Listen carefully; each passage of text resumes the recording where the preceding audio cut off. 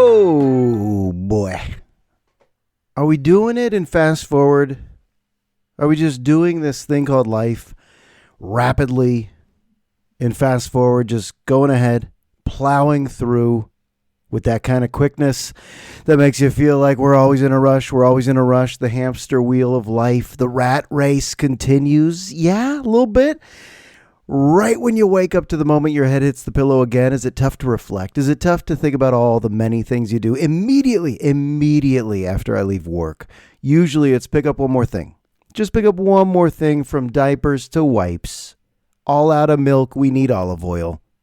Low on toilet paper, need some eggs. You know what I mean. You got to stop off before you get home. Stop off to pick up one of the kids or both the kids. Stop off to put some gasoline in your tank. Stop off to go to Silberman's for a double scoop. Stop off to find a toy to incentivize or bribe the kids to do some things you need them to do. Stop off. And then you finally get home. And it's just the kind of exhaustion. It's not a bad feeling. It's just the kind of exhaustion that makes 90% of your brain shut off. So you're working with 10% of that brain. I am leaving Safeway the other day. I'm on my way out and I see this guy's got the table set up, yelling at people, "You got time to help the local libraries? Hey, you got time to sign this for the local libraries?" And I'm like, shit, he's going to get me on the way out. He's going to get me. Can I navigate any exit? I'm already thinking about departing in a way that's so stealth, he'll never see me. Because I don't want to let him down. The truth is, I don't have the time. I do care about libraries. I love libraries. I love the local libraries. But this guy's right there outside of Safeway where everybody exits. "Hey, can I ask you to sign here for the local libraries? Improve the local libraries." And he hits me. We even lock eyes. When I'm leaving with diapers, this guy looks at me and I'm in such a rush because I still need to get the 6-year-old and then get home. And I'm so hungry and I'm so thirsty. And look at me whining already. But stay with me. This episode's about to heat up. It's about to pick up. It's March Madness time, folks. It's a good time of year. But this guy just locks eyes with me and he says, "Hey, you got time to help with the local libraries?" And I'm just like, "I'm so sorry." That's all I said. "I'm so sorry." I didn't say maybe next time. I didn't say no thanks, not interested. I could have told him more about my life. Hey, I'm in a rush to pick up my daughter. But instead it's just, "I'm so sorry." Oh, so awkward. This guy's like, "Sorry about what?" I was once in San Diego leaving a Ralph's, and a lady walks up to me with a clipboard and says, "Can you sign to save the whales? Can you help out the whales?" And I was just like, are you fucking kidding? We're always in a rush, right? Leaving the grocery store. No one has time for anything. But the whales? The whales need me to sign your clipboard? How am I going to help? Are we talking about SeaWorld? Like we don't want them taken out of the ocean and put into SeaWorld where they develop psychosis. And I know that thanks to the film Blackfish, which was a tough watch, but probably a necessary watch as a guy that used to have a season pass to SeaWorld and really enjoyed the whale show until that documentary, like so many others. Are we still doing that? Taking whales out of the ocean and putting them in a big pool and saying, "Here comes, what was the name? Shamu." And once in a while, Shamu bites one of the trainers and everyone gets shocked. But the truth is, none of us should be shocked. It's like Chris Rock's joke about Siegfried and Roy. That tiger went tiger. That tiger didn't go crazy. That tiger just went tiger on Siegfried. I think Siegfried was bitten, or maybe Roy. But do you have time for the whales? Can I get your signature? Can you help out the whale? What the fuck do you need me to do for the whales? And let's be honest, what do you need me to do for the local libraries? I actually go to the local libraries and I love them. They need to be updated? No, they'll be extinct soon. You think the next generation of humans are going into a building full of books? Full of books? No! There's so many things that are going to be extinct in the next 30 years because I got my finger on the pulse of what the youths, what the teens, what are the fucking say adolescents are going to be interested in when they grow up and become the future spenders and consumers of this country. And it ain't libraries or newspapers, and it certainly isn't terrestrial radio either. So I finally get home. Let me continue this story. I had to say, "I'm so sorry. I will not help your local libraries." But I did get the diapers and I got the wipes and I got my daughter. And my daughter said, can we go pick up the other daughter together? And I said, okay, that makes it a little tougher, but sure, because the older daughter likes to go back to the daycare to see her old teachers. And the younger daughter likes to see the older daughter when we pick her up with 3 marshmallows because my younger daughter loves marshmallows and that's an incentive to get in the wagon and come home. But right as we're leaving the driveway, I'm loading up the wagon with marshmallows and blankets. We got snacks, we got water. Okay, we good to go? All right, let's go pick up Remy. And then I hear, this is not a joke, I hear on a megaphone, Santa Fe Police Department, sir, come out with your hands up. You are under arrest. Santa Fe Police Department approaching. Come out with your hands up. The megaphone? We have an arrest happening in the streets of Pleasantville. Now, this is a pretty safe area, but when you hear the amplified voice of a police officer arresting someone in a house, what are we, barricaded? My mind goes in all directions. It gets a little nutty. It gets a little crazy. I'm the opposite of cool, calm, and collected. And what happens at that point? Megaphone blaring into the streets. Come out with your hands up. I'm like, holy shit, where is it coming from? And just at that point, my wife pulls up into the driveway in her RAV4, and I got a weird look on my face. But I always have a weird look on my face, so it's not that alarming. But she's like, what? And I said, just listen, just listen. The 6-year-old's talking. I go, just listen, just listen. And there they hear it again. Santa Fe Police Department, sir, come out with your hands up. And I'm like, it's getting serious. Someone's not coming out. What street is it coming from? Like, my directional hearing's no good. I'm like, is this our house? Is this 2 houses over? Is it Penny Royal? What is it? Las Ovejas all the way to Patricia? Where in TL is this? And my wife goes, okay, you pick up Remy and I'll just go find it. I was like, what? Who are you all of a sudden? Chuck Norris? I'll go find it. She'll take care of business. She'll handle the local vigilantes. And my wife just boom, zooms off and starts looking for the action. She later found the action, and I was texting people, are you hearing this? Are you hearing this? Are you hearing this? And she said to me, she did lock eyes with me, just like the guy who wanted me to help improve the local libraries. She locked eyes with me and said, Josh, look like everything's okay, because kids pick up your energy. And I was able to do the opposite of that. Interestingly, she says, look like everything's okay. How about some calm energy around your 6-year-old? Because when you look totally flustered, guess what? That energy permeates into your kids, and it's not good. You do want to look cool, calm, and collected when the police are making arrests in the hills of Terra Linda. And I said, okay. And then my 6-year-old's looking at me and says, what does arrest mean? Who's being arrested? Is it someone we know? What's under arrest? And I'm answering none of these questions. I'm that in my head. Usually I'm really good with answering all the many questions of a 6-year-old and a 2-year-old, but I just go on mute. I am on mute looking at my phone, texting people, calling people, what's going on? I don't have a clue. Later in the day, one of the neighbors explained that there was a guy who attacked an exterminator with a crowbar and a baseball bat, and it got ugly, but it was a relief. I don't know why it was a relief, because that's still a pretty violent story that one of our neighbors attacked an exterminator with a crowbar and a bat. But I was like, oh, that's all okay.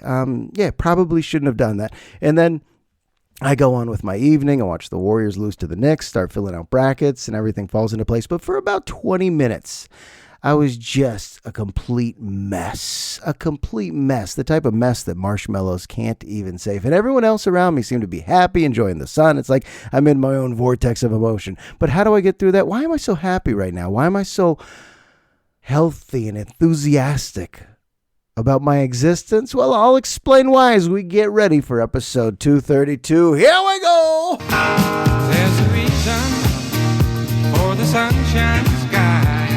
Reason why I'm feeling so high must be the season when that love light shines all around us. So let that feeling grab you deep inside and send you reeling where your love can't hide, and then go stealing through the moonlit nights with your lover. Come on! Just let your love flow. Hey, let that love flow, motherfuckers. For a moment, just let the love flow, won't you? Why, Josh? Why are you feeling so good? Is it March Madness? The Aztecs are a 5 seed. facing off with UAB on Friday at 10:45 a.m. You filling out your brackets, you entering the pools, getting ready to gamble. No, it's not that. Is it the fact that you just cooked a bunch of corned beef and that's your favorite food and it came out pretty well? I made it 2 ways, one in the slow cooker, one in the oven. Guess which one was better? The oven. Found a good recipe to wrap it in foil and douse it in some spicy Dijon mustard. It was so much better than the slow cooker this year. You explain it. Is it the fact that you got some Jameson Irish whiskey to ease the stress at night? No, it's none of that. It's none of that. It's the fact that, all right, drum roll, please. You guys ready for this? Are you sitting down? Buckle up. I'm in a cult. Woo! It took a while, but I finally found a cult. And I think that's our goal as humans, to find a group that soothes every aspect of our lives. Give me emotional health. Give me physical health. Who's going to be my guru? Found one. Hadn't found one till I was 42, and I know all the tools out there. Get a therapist. Take that medication. Tap, tap there.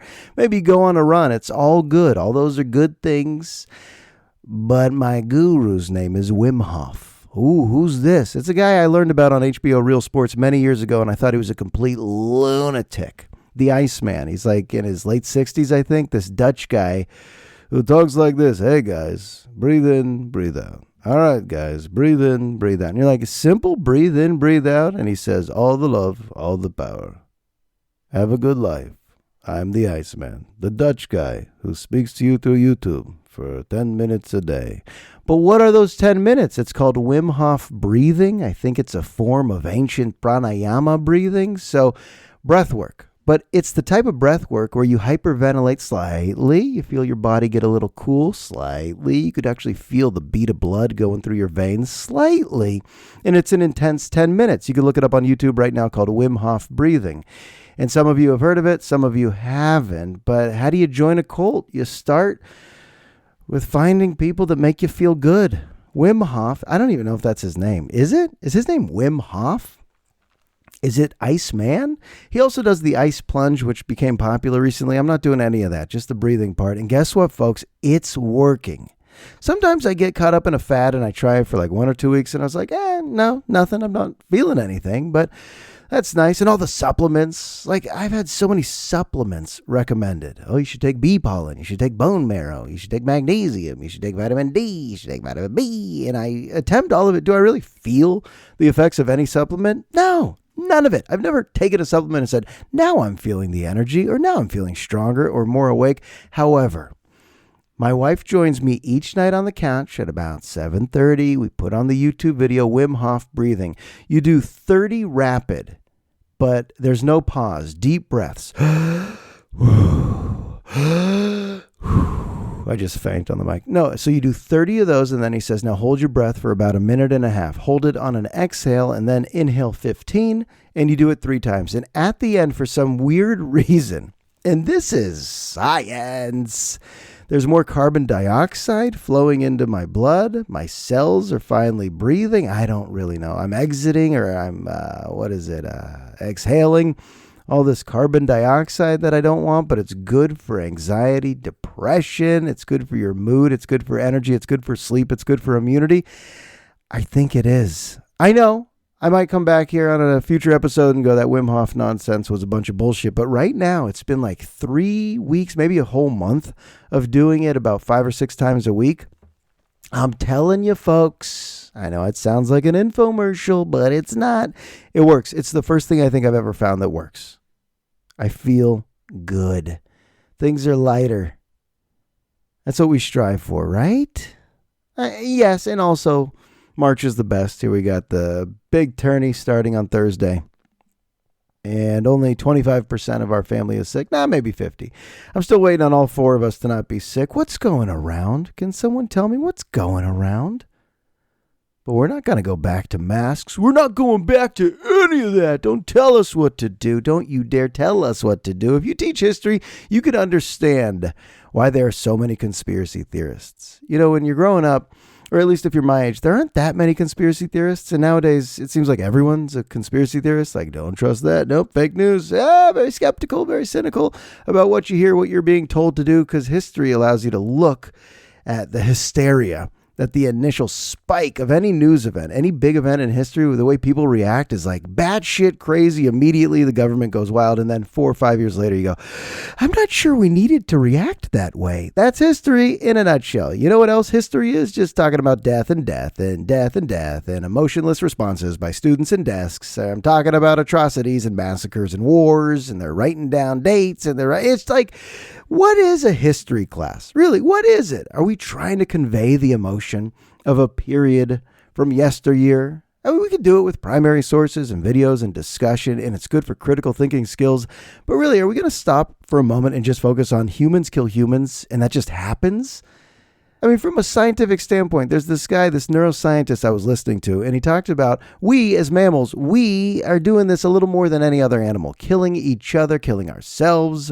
We have no problem with it either. I would love to say we do have a problem with it, but why is it still happening, and why is it always happening in parts of our planet? Why can't we curb this? Like, why isn't world peace attainable? People will laugh if I say I believe world peace can be achieved. That's a laughable declaration. Can it be achieved? No, because there's a way we're wired, and it's part of our brain. And this is what the neuroscientist said. Actually, let me get his name. I want to Google his name because he's written some books, and he's a pretty impressive dude. Let your love flow. Hold on. What is his name? Okay, there it is. R. Douglas Fields, PhD. He had a book called Why We Snap, and also The Electric Brain. And he said the same pathway in our brain that results in violent outbursts, the same pathway, neural pathway that creates rage, is also the same pathway that enables us to act heroically and altruistically before our conscious brain knows what we're even doing. So a stranger who dives into a frigid winter to save a drowning child, it's also the same part of your brain that will snap, suddenly snap in an altercation when you feel attacked, or if you're the attacker. There are triggers that can unleash a fit of rage in Homo sapiens that none of us really understand. Like, why is that? Why do we have the ability to kill on a large level? I know it's a dark topic. I feel the need to move on. But we could teach that we killed this many and they killed this many, and those civilians were killed and this bomb killed those people, and this weapon destroyed that civilization, and then this invasion killed that. And then are we really getting to the root of it? Why the fuck are we still doing this? And why is it part of our wiring? And some people could say maybe it's not part of the wiring, but this neuroscientist says it absolutely is. From the dawn of civilization, the first recorded history of humans, it's wars, killings, and killings, and killings. That doesn't sound like a healthy way to disagree about something, but hey, I got Wim Hof breathing on my side, so it's safe to say there will be no rage. Or maybe Wim Hof is the reason that there will be no rage. That's why I'm in the cult. You could join the cult. I mean, eventually after the breathing, all of us just go near an ocean and have sex. That's what all cults do, right? I mean, look, Wild Wild Country, you could watch any docuseries about a cult. Aren't you waiting for the sex part, right? You're like, okay, and then they did yoga for a few months, and then they all moved to this little village for a few months, and then they got hooked on this drug for a few months, and then you're like, where's the group sex? It's coming. It's always coming. In a cult docuseries, you know it's coming. Sheesh. And then they're all coming. You know it's coming, and they're all, uh-oh, he's working blue today, folks. You might want to reel it in a bit. Maybe reel it into PG-13. You never know who's listening. Had a thought. I'm going to float this out there. The group think you hear nowadays because there's trending topics, and people now look on social media. What's trending? Well, that's how I think about that. And if you look on Twitter, if you're a sports fan and you look on Twitter, they have trending sports topics. And this is all sports media is nowadays. There's not really like any original thinking. It's groupthink. Anyone who has a sports talk radio show is probably going to ESPN.com. The recipe is too easy. With the internet and with all the social media trending topics, you just take those and then you spew thoughts that have already been thought, takes that have already been broadcasted. Then you take calls from people, or read tweets and emails from people who are already going to the well of groupthink. It's all groupthink. Sports talk radio has changed. It's evolved so much where there are some good shows, there's some good hosts, but a lot of it is unlistenable, right? Because it's just the obvious shit. It's what's trending.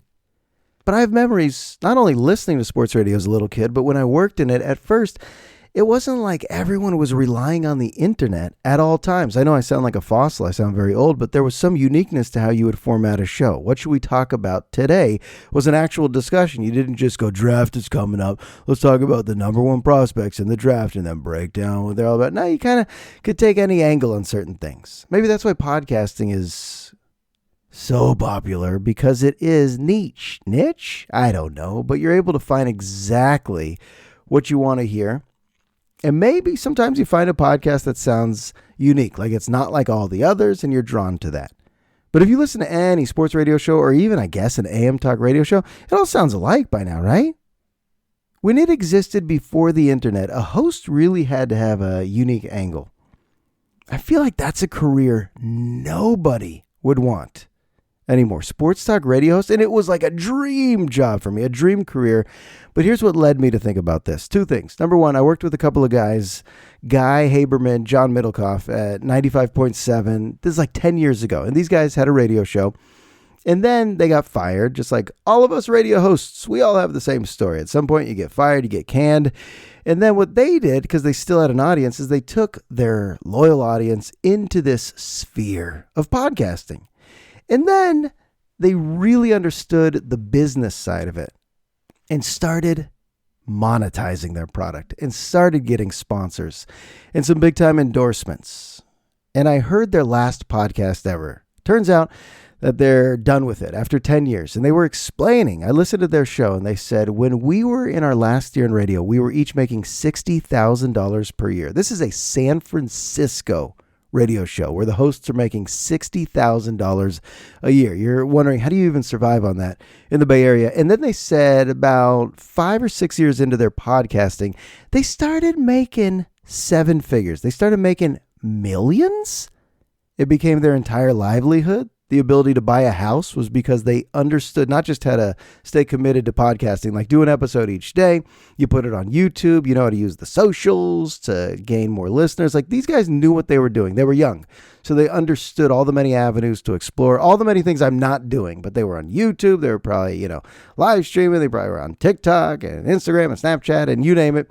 They were doing everything you had to do to gain a following, and they did. But when they said they went from $60,000 a year in radio to making $1 million, at least seven figures, I was actually blown away. Blown the fuck away. What are sports radio hosts even making? If you were telling a kid right now about promising career fields, you would never say radio. And that's kind of sad in a sense, but the idea that in 2015, I had students tell me being a YouTuber would make us more money than what you're doing right now. You are a history teacher, and I laughed it off because I actually thought they were kidding with me. I didn't understand that YouTubers made this kind of money through clicks and subscriptions and clicks. But I think a lot of young people, not just being a YouTuber, but for some reason creating your own brand, your own channel, and monetizing it that way, there's so much money in that. I'm realizing how many people are trying to explore that right now. I'm also realizing how little I'm doing in that scope, and I probably should. I don't know. This is a hobby. This is just a side gig. It's not even a gig, Josh. What are you doing? You're babbling into a mic while the family's trying to sleep. I don't know. I just know there are no teens listening to sports radio anymore. They're not listening to music on the radio. They have access to everything at all times. That's weird, right? Right in your pocket. You have every song ever? You have every song ever? Huh. And you have every show ever? Okay. And you could Google anything you want? Watch any YouTube video you want? Okay. And then we're putting you in desks and tell you, wait till I tell you about the Korean War. And they're like, could just Google it. That could take 3 minutes. I could Google Korean War, read the first paragraph on Wikipedia, maybe watch a 2-minute YouTube video about it, and then I'll learn about the Korean War. And I'm like, no, we're going to do a week on the 38th parallel into the demilitarized zone. Of course, Truman felt the need to contain the spread of communism. What? What is school? I like teaching school, but soon the students are going to be like, hold on, hold the phone. I think we could do school electronically. Now, it's a socializing experience, which I think we all understand the value of. But the actual content and curriculum, I'm ready for it to evolve a little bit. I'm ready for us to not feel like we're just wrestling gators, wrestling crocs. Whack-a-mole followed by wrestling. The payoff. Keep them interested. Keep them interested. If you see them start to get tired, say something interesting. Be interesting. Be stimulating. You're competing with all the things ever on their phones. You're competing with the shortest attention spans mankind has ever seen. Be interesting. Don't you dare show them a black and white documentary with British narration. Don't you dare. The next day, the entire village knew it was time for an uprising. And that's when, of course, they knew things would never be the same. Black and white footage? British narrator? What are you doing? Holy shit. The other thing, I forgot to say, the other thing about sports radio is that there's this guy in the morning on 95.7, Bonte Hill. He also does Warriors post-game on TV. I've listened for, my commute is like 5 minutes. So I've listened for about a year for 5 minutes. I like to flip it on in the morning. What are they talking about? How crazy. I have no allegiance to KNBR, but that's what happened in my life. I'm on the FM side. I'm just so hip. And Bonte in the morning, he is a pretty good host. I mean, he's pretty good at times. It's nothing great. But when it was time to be critical of Warriors forward Draymond Green because this guy was just so violent on the court and he got suspended indefinitely, Bonte was critical. Fine, right? That's what sports radio is. It's critical. It's very judgmental radio. Judging players, evaluating players, talking about the drama, the scintillating drama. And so I don't really remember it, but Bonte probably criticized Draymond just like I criticized Draymond. I mean, the guy's tough to cheer for. He's a good player, but god damn. I'm ready for the Draymond era to end. He's just annoying. To yell at the refs that much after every single play. And then the occasional cheap shot. And we're not going for championships anymore. We're not doing anything this year. So it's not like he's integral. He's essential for a championship run. No, none of that. But after a win, Bonte's right there on television. And Draymond puts on the headset. And Bonte's next to Chris Mullin and Darrell Wright, Festus Ezeli. This is a very inside story. If you're a Warriors fan, you understand what I'm saying. But Bonte's the host and the postgame show. And he goes, all right, we're being joined at Chase by Draymond Green. Hi, Draymond. How are you? And Draymond goes, I'm surprised you're talking to me after everything you said. So clearly Draymond's feelings were hurt. Draymond is a guy who talks more shit than anyone in the world, but he has such thin skin he couldn't take it from a sports radio host. And in that moment, Bonte didn't sink. He just continued with his question. What's it like to play in New York at Madison Square Garden? He kept his composure. He was very professional, very impressive. But I'm like, no way did Draymond just call out a host who was critical of a player who kept slapping and punching opponents with cheap shots to the point where the NBA had to suspend him. What, are you going to come on the air and just defend him? No, most fans were like, look, Draymond, enough's enough, fed up with it. But he comes on the television interview and he's like, I'm surprised you would even talk to me with all that shit you're talking about me. It's like, what? Oh God, I would not have been okay with that. Just like the guy who wants to know if I want to help with local libraries. And I'm like, I'm so sorry. If I was a sports radio host and one of the players on TV says, I'm surprised you'll talk to me after all that you've said about me, Josh, I'd be like, I'm so sorry. And I wouldn't want to say that, but it's just weird the type of thin skin these athletes can have. What do you expect sports radio to be? I was impressed with Bonte, actually. And you got to kind of go into that profession knowing that you're not going to make some friends. If you have to call out coaches should be fired, that's why the whole medium, it's a little harsh, right? That player should be cut. He's not good enough. He doesn't score enough. His arm is too weak. This team's making mistakes. I mean, that's the tone of sports radio. It's not negative. It's supposed to be entertaining. Actually, it's extremely negative. It could be funny at times. It could be fun, but it's for the fans. It's the voice of the fans. It's not really journalism. It's mainly entertainment. Back to my Wim Hof breathing in. 30 of those. You hold it for a minute and a half, and then you exhale for another 15 seconds, and it's straight euphoria. Euphoria. What else? Oh, when the guy says, what else, that means he's got nothing else. I could say this, and I could report this from the classroom. Guess what's still happening? Of all the dumb shit the older generations have done, you would think that the new generations aren't about that. They're just going to do things differently, right? The new and improved teens of America, looking at previous social norms that were just awful and choosing not to continue them, right? Hickeys still happen. Kids are still coming into class with hickeys. I mean, fat wounds. That's what they look like. Wounds. What happened to you? First of all, what's the origin of a hickey? Doesn't feel good, doesn't look good. I don't even think we can categorize that as anything sexual, right? A hickey? Some vampire shit sucking on a neck? Marking up a student? What is it? Is this territorial? Like, let's think about this together. What is it and why is it still happening? It always sounds like very, 1950s car culture. And we'll have fun till the daddy takes the T-bird, right? When they called it necking. When they called making out necking, and when everyone was in a varsity Letterman jacket, right? Go back to Greece, then you can see hickeys. You think hickeys maybe made its way into the 70s with what was hair? This is the dawning of the age of Aquarius. Okay, into the 80s, sure. Tiffany, Debbie Gibson, Madonna. I think hickeys were going in the 90s. Not that popular. It's 2024. The kids are still sucking on necks? It's the dumbest shit. It's so dated. That's what it is. It's just like an old school attack. Okay, great. You've been making out with someone and they vacuumed your neck? And now people notice, but here's the weird game. You're not supposed to bring it up, right?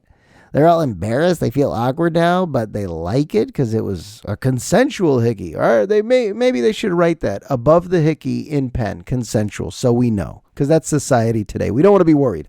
Was that a consensual hickey experience? Oh, God, there's more. And they're big. And they're raspberry red, and they're ugly. And I just have to teach to these kids with the hickeys on their necks, and I don't even say anything because that's awkward, and it's all awkward. Everything's awkward. All right, this episode's awkward, right? But we did it. We did episode 232. Very appreciative that you tuned in. What did we discuss? I'm not totally sure. Actually, I'm not sure, but maybe next time we could help save the whales, right? Your signature in front of Ralph's in Mission Valley is all we need to save the whales. All right, get your brackets done. I got the Aztecs over UAB. Then I got the Aztecs over Auburn. Then the Aztecs match up with UConn again. Are you ready for that? In the Sweet 16, could the Aztecs and UConn match up again? Holy shit, this is so fun. Oh, baby. Pour out the Jameson. Let's get it started. Let's get it going. Leave a nice rating on iTunes, Spotify, wherever you listen. And here's a cyber hug from me to you. Much love, folks. This one's in the books. I'll talk to you soon.